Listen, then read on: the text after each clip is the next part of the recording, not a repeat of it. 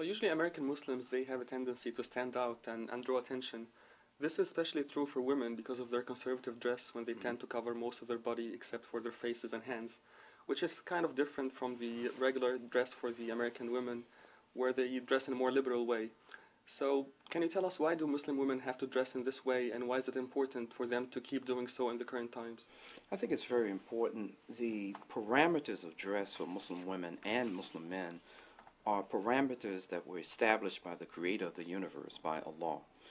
And those parameters do not change. They have been established for a reason.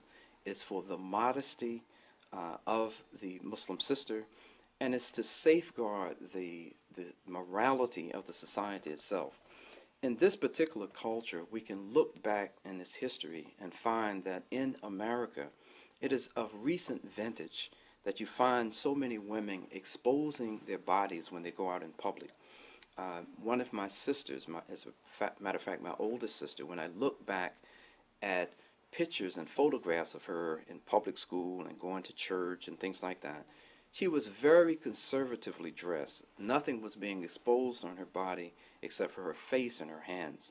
And typically this has been the mode of dress of most American women until recent vintage. And I say recent vintage within the less than the last 50 years, where there was a women's liberation movement and a free to do whatever you want to do movement in this country. But fortunately, when those kinds of cultural and social practice reached the extremes, that negative indicators began to predominate the society, like the incidences of domestic violence or the incidences of rape and other things like that. Every society has the capacity to kind of, like a rubber band, when it's reached its outer limits of elasticity, to bounce back and to come back.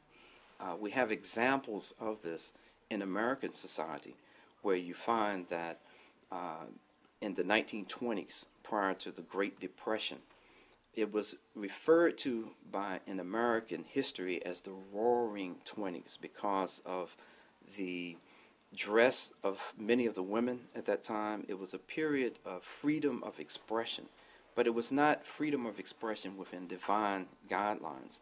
And as a result of the extremes of this period of just expressing themselves without divine guidance, there was a kind of blowback. And the consequences of the blowback were horrendous for the family structure in this nation. And as a result of the extremes of this period, there was a period in American history in which the dress of women became much more conservative, and the norm became a lot more conservative than it had been at that previous time. So I do believe that the dress of Muslim women, while today may be something that is draws attention, that is outstanding, that because of the extremes and the extreme practices in this environment, that the dress of Muslim women will be imitated, as it is already being imitated by more women who want to preserve their modesty as the dress of Islam requires. It's a divine, the Muslim women dress the way that they do because of a divine command to present themselves to the public in a manner that does not draw attention to themselves. So I believe that we can look at many of the fashions that are dominating the runways and these fashion shows now, where people go to decide what would be the style of dress for a particular season, that now headpieces are now being worn on fashion runways all around the world, that they find that not only is it modest and different, but it's also stylish.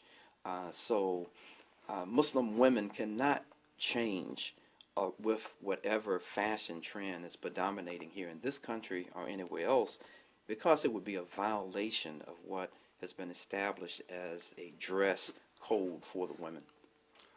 Just to add to the previous question, a common misconception that some people have is that Muslim women are oppressed and they're forced to dress in such a way by their husbands, for example, or their fathers. So can you tell us more whether they do this because of their own will, or whether they're forced to do so by their relatives? That's a very good question. It would be hypocritical for me to say that in many instances, Muslim women in this country and around the world do not dress in the manner that they do publicly because of the influence of their husband or their fathers or grandfathers. And I think that this is a norm. Every father, particularly at a certain age, insists that their daughters dress in a certain manner.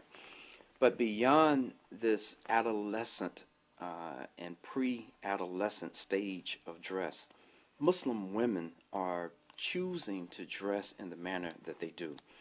There's a verse in the Quran, the book of the Muslim, that makes it very clear that women should dress publicly in the manner that they do so that they will be known as righteous women.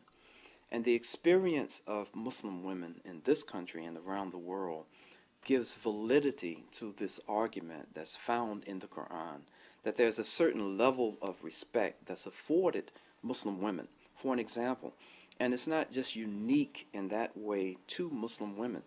For an example, not Muslim, but Catholic nuns, when they dress in their conservative habits and walk through the streets of the United States, you would be hard-pressed to find someone that would say make inappropriate sexual comments to them or to disrespect them, because there's some aura that surrounds this typical conservative dress. And the same is that with Muslim women. So there's a direct benefit on how others relate to them and respect them as practitioners of a way of life that demands that they display this public modesty. And so it's not a forced issue on the part of most Muslim women to dress in the manner that they do. As a matter of fact, it's a very liberating experience. And I'm saying this as a Muslim man with a wife and 4 daughters. And I know that my daughters and just other Muslim sisters, when they dress conservatively like that, that on a very practical level they are afforded respect that they are not afforded if during those times they don't dress in a certain kind of way. So it is an act of submission, just as all Muslim men and women are to submit to the divine guidelines. Muslim women, when they do that, they get the immediate benefit of having the respect, but they also benefit from their submission to the divine will.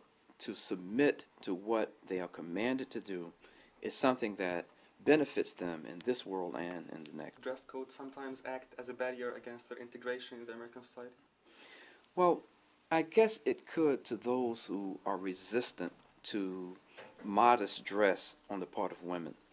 Those men who have ill intention towards women would definitely find it offensive or a barrier to them because they can't see them and they want to see them. So it erects a barrier between those who have intentions towards these women other than that of respecting them for who they are and respecting them as human beings.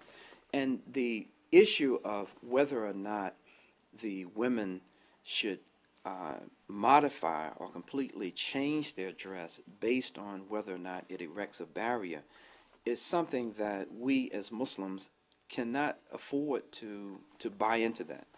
The conservative dress should not be a barrier, but if it is a barrier, we cannot change our dress to bring that barrier down.